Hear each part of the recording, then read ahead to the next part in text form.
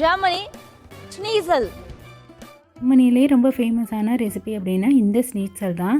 இது நீங்கள் எந்த ரெஸ்டாரண்ட் போனாலுமே அதுக்கு பொம்மிஸோட சர்வ் பண்ணுவாங்க. ரொம்ப அட்டகாசமாக இருக்கும். அது எப்படி பண்ணுறதுன்னு பார்க்கலாமா? அதுக்கு சிக்கனோட பிரெஸ்ட்டை இந்த மாதிரி எடுத்துக்கோங்க. வாஷ் பண்ணியிருக்கேன், அதனால் டிஷ்யூ பேப்பர் வச்சு லைட்டாக தொடச்சி எடுத்துக்கிறேன். இந்த மாதிரி நடுவில் 2 சைடும் நீங்கள் கட் பண்ணி எடுத்துட்டீங்க அப்படின்னீங்கன்னா இந்த மாதிரி வரும்.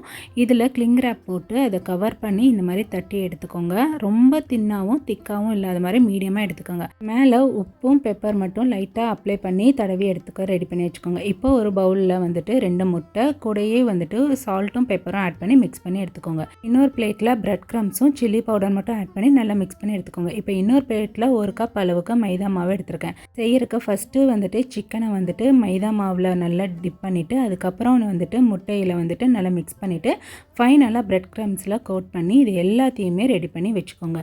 இப்போ மீடியம் ஃப்ளேமில் இருக்க ஆயிலில் இதை போட்டு 2 சைடும் கோல்டன் ப்ரௌன் வர வரைக்கும் பண்ணி எடுத்திங்கன்னா அட்டகாசமான ஸ்னிட்சல் ரெடி ஆயிடும். இதை ட்ரை பண்ணி பார்த்துட்டு எப்படி இருக்குன்னு சொல்லுங்கள். தேங்க்யூ.